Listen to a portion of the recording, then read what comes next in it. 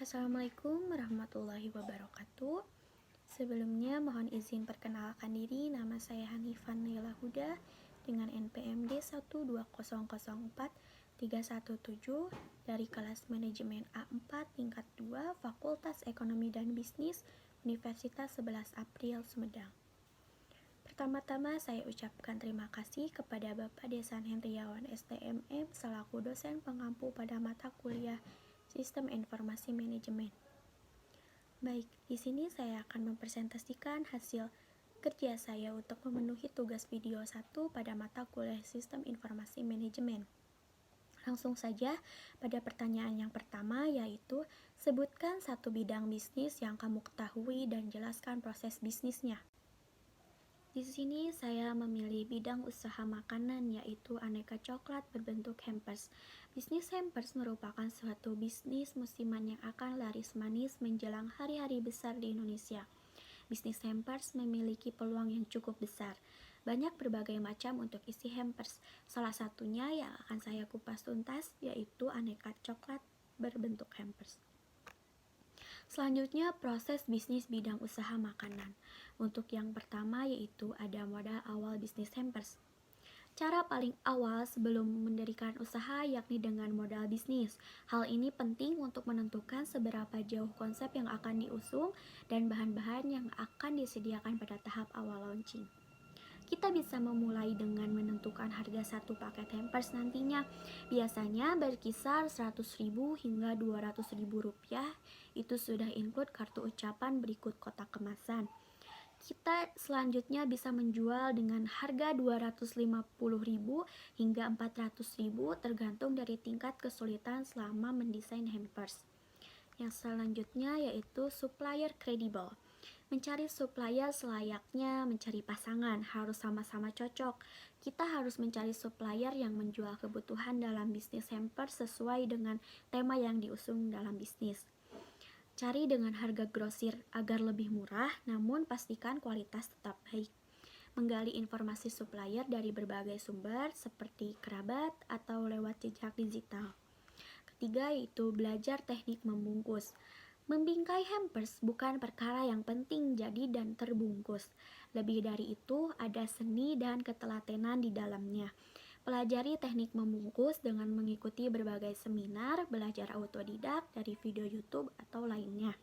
Cara tersebut membuat kita semakin mahir dan cepat dalam membungkus hampers dengan hasil lebih rapih dan cantik. Keempat yaitu menawarkan promo. Konsumen sangat menyukai promo dan diskon. Memanfaatkan emotional buying dengan memberikan penawaran harga terbaik, terutama menjelang perayaan besar, misalnya seperti giveaway bagi 10 pembeli di tanggal tertentu atau gratis satu hampers setiap penerima pembelanjaan beberapa paket sekaligus. Kelima, yaitu strategi pemasaran. Perencanaan pemasaran bisnis hampers lebaran merupakan langkah terpenting dalam memulai sebuah bisnis. Tidak hanya target pasar luas, coba untuk mulai dari target pasar orang-orang sekitar. Kita bisa tawarkan ke keluarga, sanak saudara, teman, hingga kolega. Berawal dari situlah, usaha kita akan semakin berkembang karena mereka secara tidak langsung akan membicarakan kualitas hampers milik kita. Keenam, yang terakhir yaitu pesanan custom. Banyak kita dapati bahwa konsumen selalu memilih sendiri desain hampers agar terlihat lebih menarik dan berbeda dari milik orang lain. Sebagai pengusaha yang bergelut di bidang tersebut, kita harus memenuhi keinginan customer agar mereka merasa nyaman dan mempercayai hampers milik kita menjadi salah satu yang terbaik, baik pelayanan maupun kualitasnya. Pertanyaan selanjutnya yaitu pilih salah satu dari proses bisnis yang dapat ditangani oleh konsep expert system atau office automation. Di sini saya memilih konsep office automation untuk melakukan pelayanan penjualan produk melalui media komunikasi digital. Lalu, jelaskan bagaimana expert system atau office automation dapat membantu proses tersebut. Di sini saya memilih aplikasi Line. Kenapa saya memilih aplikasi Line? Karena Line merupakan layanan yang dibuat khusus untuk mempermudah kegiatan pelaku bisnis, terutama untuk skala kecil dan menengah dengan tujuan meningkatkan kualitas pemasaran digital.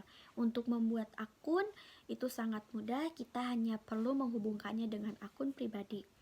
Lalu selanjutnya yaitu ada 5 keunggulan apabila kita menggunakan aplikasi lain sebagai sarana komunikasi antara produsen dengan konsumen.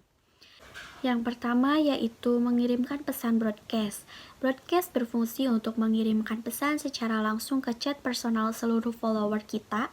Pada menu manage, kita bisa memilih broadcast untuk membuat dan mengirimkan pesan secara langsung dalam jumlah banyak.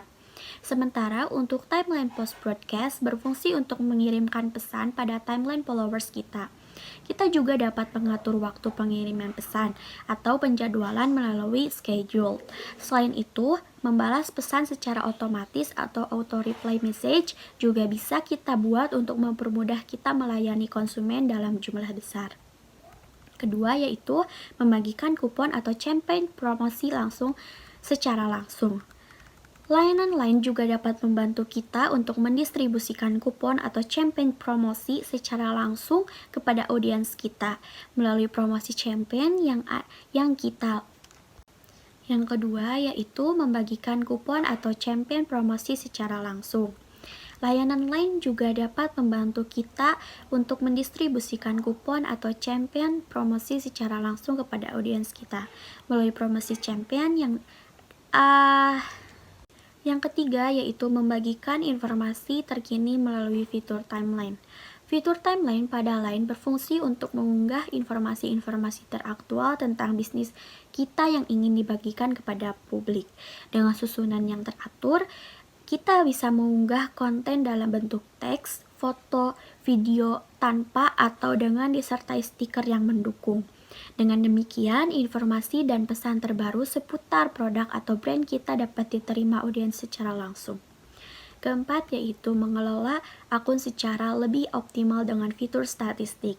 Kita dapat mengelola akun bisnis secara optimal dengan menggunakan layanan fitur statistik yang disediakan Line.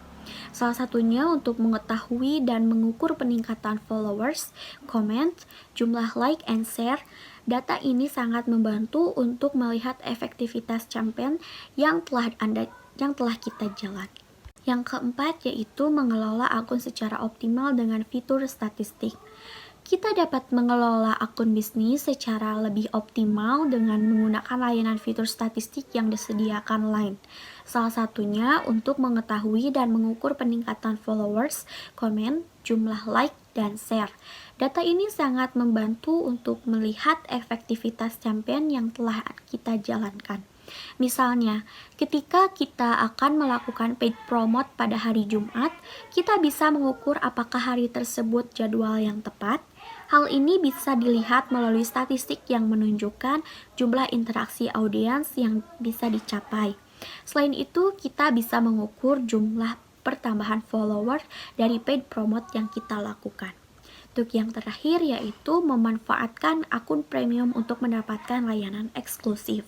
Paket akun premium yang ditawarkan Line memiliki fitur-fitur dan layanan yang tidak terdapat pada akun biasa. Kita bisa membeli paket untuk meningkatkan reputasi dan pertumbuhan bisnis kita. Misalnya, untuk menyebarluaskan kupon campaign akan dibatasi hingga 50.000 pesan yang bisa dikirim per bulan. Jika pesan melebihi batas yang ditentukan, akan dikenakan tarif sebesar Rp128 per pesan.